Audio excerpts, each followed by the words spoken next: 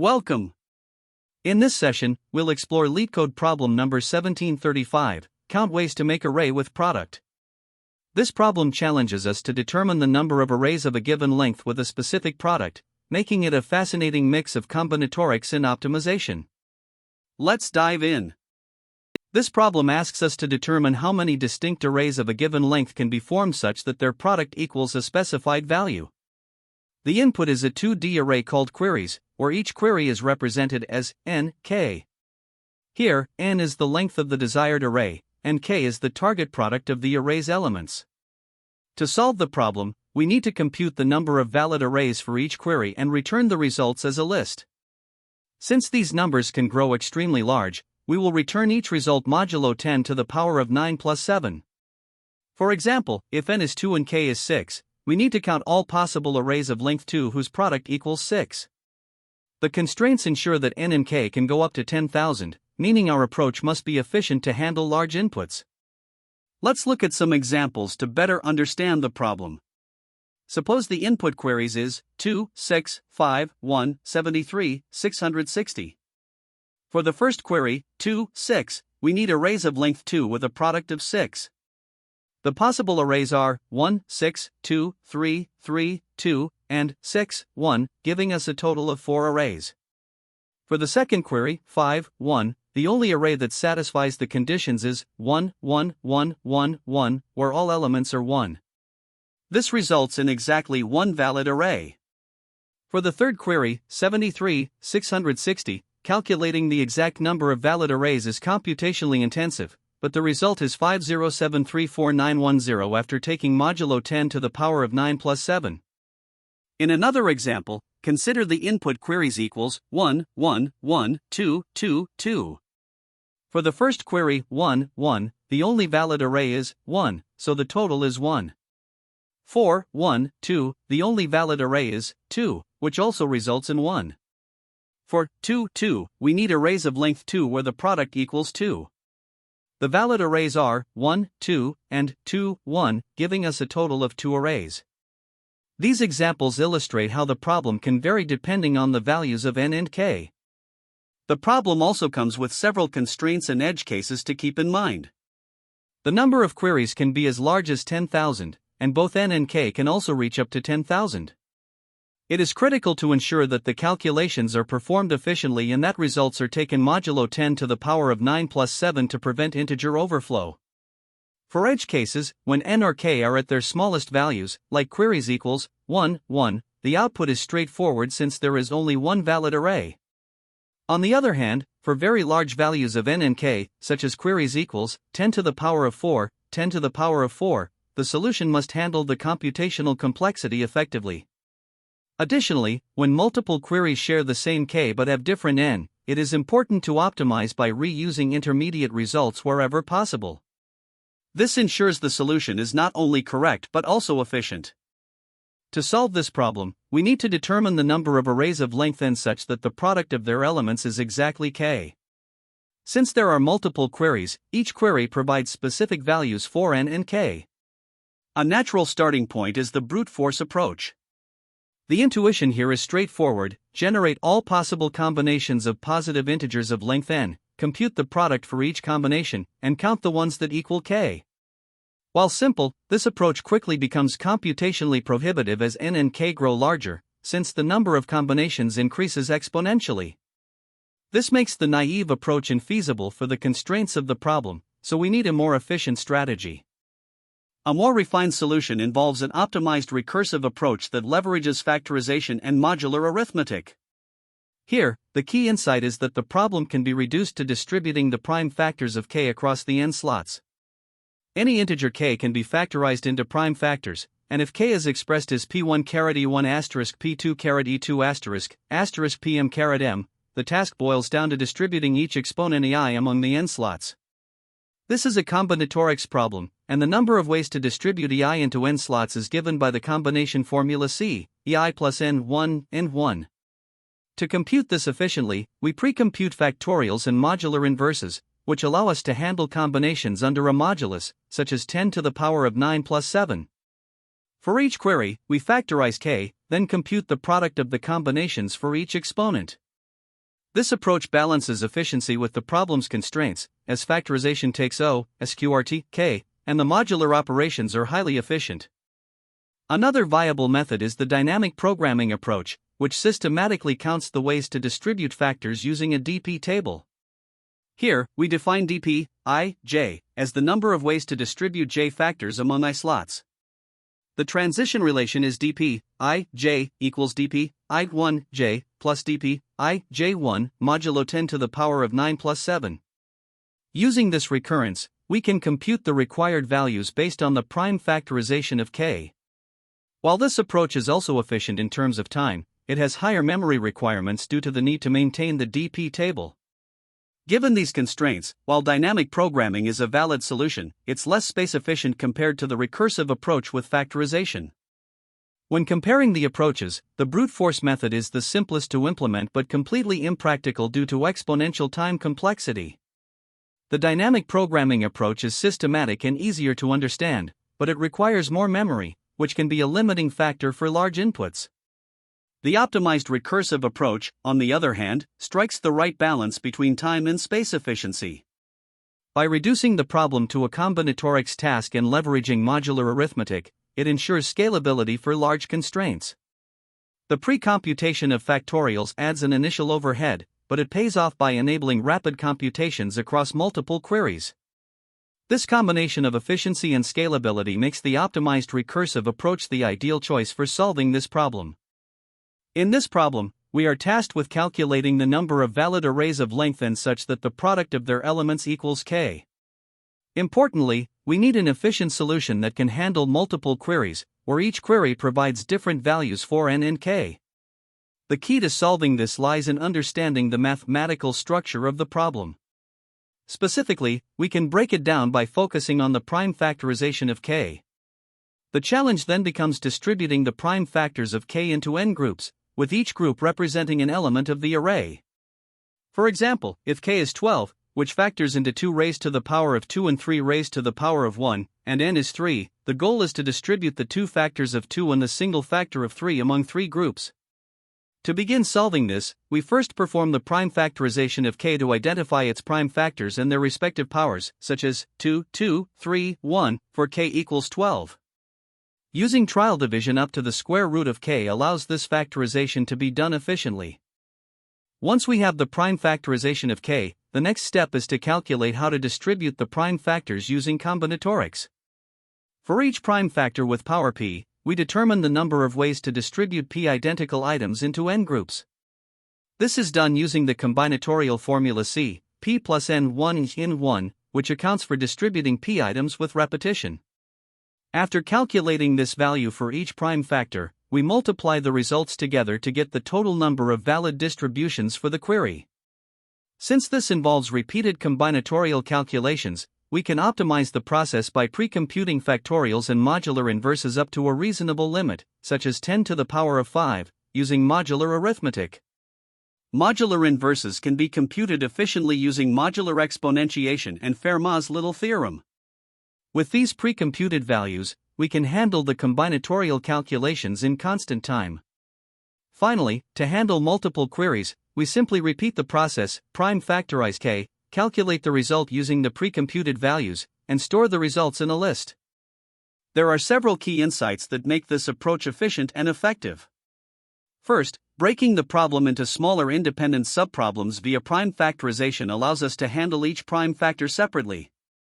Second, using the combinatorial formula for distributing items with repetition ensures that we can calculate the number of valid arrays efficiently. Third, pre-computing factorials and modular inverses drastically reduces the computational overhead during query handling, as the heavy lifting is done up front. Finally, modular arithmetic ensures that all calculations remain within the constraints, such as modulo 10 to the power of 9 plus 7, preventing overflow and maintaining correctness. To implement this, we rely on data structures like dictionaries for storing prime factors and their powers, lists for storing pre-computed factorials and modular inverses, and an array to store the results for all queries. In terms of complexity, prime factorization takes O, sqrt, k, per query, while the combinatorial calculations are O, 1, per prime factor when using pre-computed values. The pre-computations themselves are O, max underscore factorial, making the overall complexity approximately O, Q asterisk SQRT, K, plus max underscore factorial, for Q queries. When implementing this solution, it's important to account for edge cases. For instance, if K equals 1, there is only one possible array, where all elements are 1. If n equals 1, the array must contain exactly K as its sole element. For large values of K with many prime factors, the prime factorization step must be efficient to avoid bottlenecks. Additionally, since the results need to fit within a modulo constraint, all calculations must consistently use modular arithmetic to prevent overflow. These considerations ensure that the solution is robust and performs well across all inputs. Here, we start by importing the necessary modules. The COM function from the math module will help us calculate combinations, and defaultdict from collections will be used to store the prime factors. We then define a class solution and its main method, ways-to-fill-array, which accepts a list of queries. Each query contains two integers, n and k. The goal is to determine the number of ways to fill an array of size n such that the product of its elements equals k. To handle large numbers, we set a modulus value mod is 10 ** 9 plus 7 to ensure results fit within constraints. Next, we define a helper function, prime underscore factors, to compute the prime factorization of a given number n. Using a while loop, the function iteratively divides n by its smallest prime factors, incrementing the count for each factor in a defaultdict. If any prime factor remains after this process, it is also added to the dictionary. This ensures we completely decompose n into its prime factors, which will be crucial for later calculations. Since calculating prime factors repeatedly for the same number would be inefficient, we implement a caching mechanism using the dictionary prime underscore cache. The get underscore prime underscore factors function checks whether the factors for a given number x are already stored in the cache. If not, it computes them using prime underscore factors and saves the result in the cache. This optimization significantly reduces redundant computations when processing multiple queries. To process the queries, we initialize an empty list called result to store the number of ways for each query. For every query, represented by n and k, we first retrieve the prime factors of k using the get underscore prime underscore factors function. These factors are stored as a dictionary where the keys are the prime numbers and the values are their respective powers. For each prime number and its power, we calculate the number of ways to distribute the power among the n slots in the array. This is done using the combination formula, specifically COM, power plus n1, power. The formula accounts for distributing power identical elements into n distinct positions, allowing repetition. The result is then multiplied with the running total of ways, ensuring that the contributions of all prime factors are combined. To prevent overflow, each intermediate result is taken modulo mod. After processing all prime factors for the current query, the final value of ways is appended to the result list. Once all queries have been processed, the method returns the result list containing the answers for each query. Here, we begin implementing the solution to count the ways to make an array with a specific product in Java. The class solution starts with a constant mod, which is set to 1,000,007 to ensure that our computations stay within the limits of modular arithmetic. The first helper method, COM, calculates combinations, or NCR, modulo mod. This method uses recursion and memoization to avoid redundant calculations. The base cases handle situations where n is less than r, which makes the combination invalid, or when r equals 0 or n equals r, where the combination is exactly 1. If the result for a specific NCR value is already cached in COM cache, it's directly returned. Otherwise, the method computes the value recursively and stores it in the cache. Next, the prime factors helper method is introduced to determine the prime factorization of a given number n. It uses a loop to divide the number by potential factors starting from 2, and for each division, it updates a map to store the count of each prime factor. If any prime factor greater than the square root of n remains, it's added to the map as well. This method is critical for breaking down the product into its prime components. The ways-to-fill-array method is where the solution starts tying everything together. It begins by determining the maximum values of n and k from the input queries. These values are used to initialize a combination cache, COM cache, with dimensions sufficient to handle the largest possible combinations. The cache is populated with -1 to indicate uncomputed values. Additionally, the method pre-computes the prime factorizations for all numbers up to the largest k found in the queries. This is stored in a map, prime factor cache, where each key is a number and the value is its map of prime factors. After the setup, we initialize the result array to store the answers for each query. For each query, we retrieve n and k, and then use the prime factor cache to get the prime factorization of k.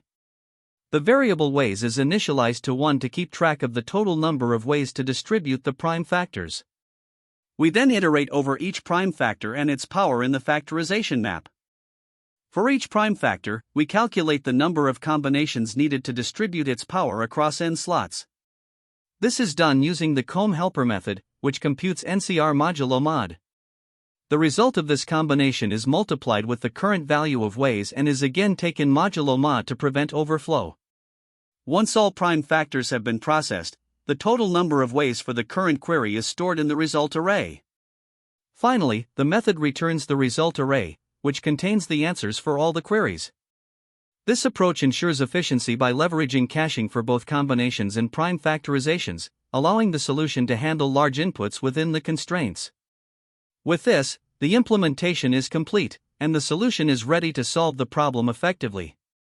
In this example, we are given the query where n equals 2 and k equals 6. Our goal is to determine how many ways we can create an array of length n using positive integers such that their product equals k. The answer should be returned modulo 10⁻9 plus 7. To solve this, we first perform the prime factorization of k. For k equals 6, the prime factorization gives 6 equals 2 to the power of 1 asterisk 3⁻1, meaning the prime factors are 2 and 3, each with an exponent of 1. These factors are stored in a prime underscore cache for efficiency, should we need them for future calculations. Once we have the prime factors, we calculate the number of ways to distribute the powers of these primes across the n equals 2 slots in the array. For each prime factor p with exponent e, we use the combination formula comb e plus n1 e to determine the ways to assign e instances of p across the slots. For 2⁻1, the calculation is comb 2, 1 equals 2. Similarly, for 3⁻1, the calculation is also comb 2, 1 equals 2. Multiplying these results together gives the total number of ways as 2 asterisk 2 equals 4 for this query. Having computed the total number of ways for the first query, we append the value 4 to our result list. Now, turning to the second example, we are given n equals 3 and k equals 12. The process remains the same as before. First, we calculate the prime factorization of k equals 12, which gives 12 equals 2 squared asterisk 3⁻1. This means the prime factors are 2 with an exponent of 2, and 3 with an exponent of 1. Next, we calculate the number of ways to distribute these powers across n equals 3 slots. For the prime factor 2⁻2, the formula comb 2 plus 3 to 1, 2, gives us comb 4, 2, equals 6. For the prime factor 3⁻1, the formula comb 1 plus 3 to 1, 1, gives comb 3, 1, equals 3. The total number of ways is found by multiplying these results, 6 asterisk 3 equals 18. This value, 18, is appended to our result list. Now we come to the third example, where n equals 4 and k equals 30. We begin by finding the prime factorization of k equals 30. This gives 30 equals 2⁻1 asterisk 3 to the power of 1 asterisk 5⁻1, so the prime factors are 2, 3, and 5, each with an exponent of 1. With these factors identified, we calculate the number of ways to distribute the powers of each prime across the n equals 4 slots. For the prime factor 2⁻1, the formula comb 1 plus 4 to 1, 1, gives comb 4, 1, equals 4. Similarly, for 3⁻1, we get comb 4, 1, equals 4, and for 5⁻1, we also get comb 4, 1, equals 4. To find the total number of ways, we multiply these results together, for asterisk 4 equals 64. We then append the value 64 to our result list. Finally, we consolidate the results for all the queries. For the input consisting of queries 2, 6, 3, 12, 4, 30, we have computed the outputs as 4, 18, 64. This demonstrates how the solution efficiently calculates the number of ways to construct arrays with the specified product for varying values of n and k. By leveraging prime factorization and combinations, we can handle each query step by step and accumulate the results in the output list. This concludes our walkthrough of the solution. In analyzing the time complexity of our solution, we start with the prime factorization precomputation. The prime_factors function employs trial division to determine the prime factors of a number k.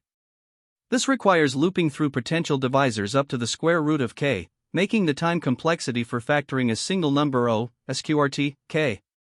To optimize this, we utilize a caching mechanism called prime_cache, which ensures that each unique k is factored only once. When we consider all queries together, the total cost of this step is influenced by the sum of square roots of the unique k values.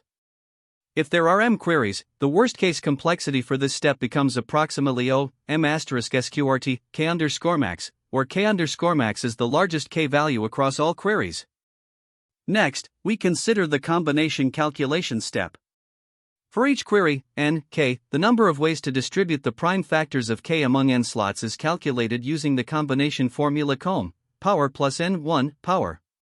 Python's math.com function handles this efficiently with a time complexity of O, min, power, n. Since the number of prime factors for any number k is at most O, log, k, this combination calculation is repeated for each prime factor. As a result, the complexity of this step for a single query is O, log, k, *min, power, n.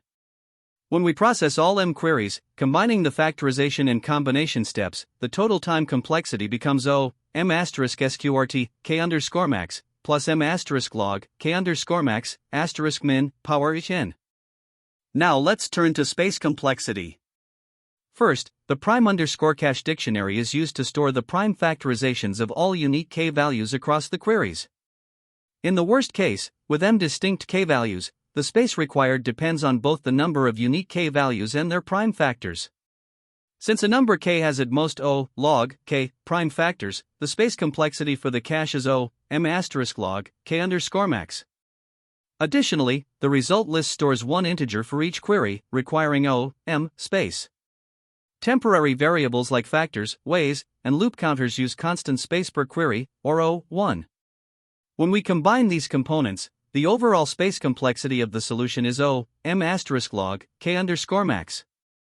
Let's compare our optimized approach to a brute force method.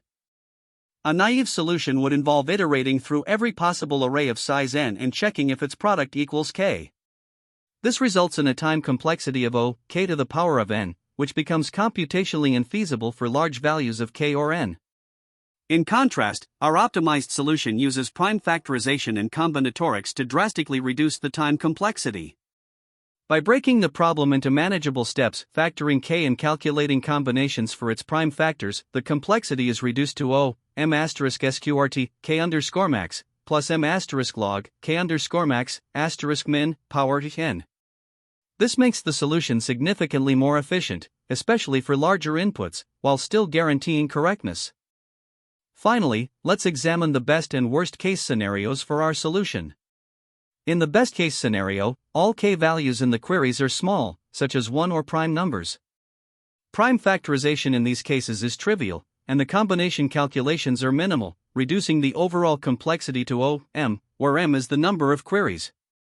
In the worst case, where k values are large composite numbers with many prime factors and n is large, the complexity approaches O, m*sqrt, k_max, plus m*log, k_max, n. These big O calculations are backed by the mathematical properties of trial division for prime factorization, which is O, sqrt, k, and the combination calculations, which depend on the number of prime factors, O, log, k, as well as n in power. Summing these contributions across all queries gives us the final overall complexity. One common mistake when solving this problem is not handling prime factorization efficiently. Decomposing a number like k into its prime factors can become computationally expensive if done naively, especially when k is as large as 10 to the power of 9. To avoid this, it's crucial to precompute prime numbers using the sieve of Eratosthenes, which allows for much faster factorizations. Another frequent issue is overlooking modular arithmetic rules. Since the solution must be returned modulo 10 to the power of 9 plus 7, you need to apply properties like (b %mod equals %mod (b %mod) consistently to prevent overflow errors. Additionally, directly calculating combinatorics, such as binomial coefficients, with nested loops is inefficient and can cause timeouts. Instead, pre-computing factorials and modular inverses can significantly optimize performance. Finally, edge cases like n equals 1 or k equals 1 often trip up solutions.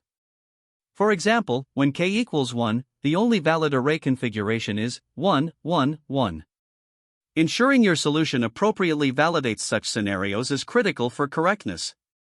Another pitfall to watch out for is hardcoding constraints, such as assuming k is always less than or equal to a certain value like 10 to the power of 6. If the problem constraints change or if queries involve larger values, such solutions will fail. Instead, adopt scalable techniques, such as pre-computing up to a reasonable limit like sqrt, k. From an interview perspective, this problem is an excellent test of your understanding of prime factorization, modular arithmetic, and combinatorics. Be prepared to discuss how you handle large values of k while optimizing for multiple queries. Interviewers also look for your ability to leverage pre-computation techniques, such as storing factorials, modular inverses, and primes in advance, to trade off memory usage for faster runtime. A clear, step-by-step breakdown of how you decompose k into prime factors and calculate combinations for distributing those factors across n elements demonstrates strong problem-solving skills and clarity of thought. This problem is closely related to several others that involve permutations, combinations, and modular arithmetic. For instance, in LeetCode 31, next permutation, understanding the fundamentals of permutations is key. Similarly, LeetCode 60, permutation sequence, and LeetCode 1641, count sorted vowel strings, both involve combinatorics and constraints. LeetCode 902, numbers at most n given digit set, is another example where combinatorics are used to solve problems with restrictions. When considering alternative approaches, a naive brute force method involves iterating through all possible arrays of length n, but this is computationally infeasible due to its exponential complexity. A dynamic programming approach can be used to build arrays incrementally by iterating over factors of k, but it's less efficient compared to pre-computation and prime factorization for large inputs.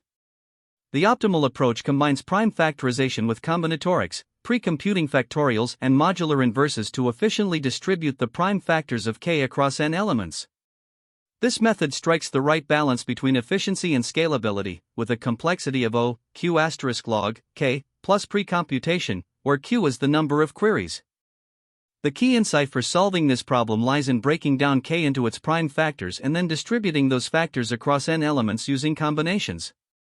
Efficient pre-computation of factorials, modular inverses, and primes is essential to handle the problem's constraints effectively.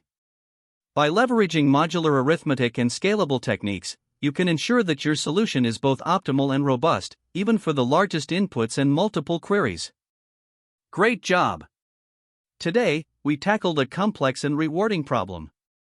With techniques like modular arithmetic and combinatorics, you now have a new toolset for solving similar challenges. Thanks for watching, and don't forget to subscribe for more coding content. See you next time. That's the end of this tutorial. I hope you found this explanation helpful for understanding the solution to this LeetCode problem. If you enjoyed this content, please consider subscribing to the channel for more coding tutorials and solutions. Feel free to leave a like if this video helped you, and don't hesitate to comment with any questions you might have. Thanks for watching, and happy coding!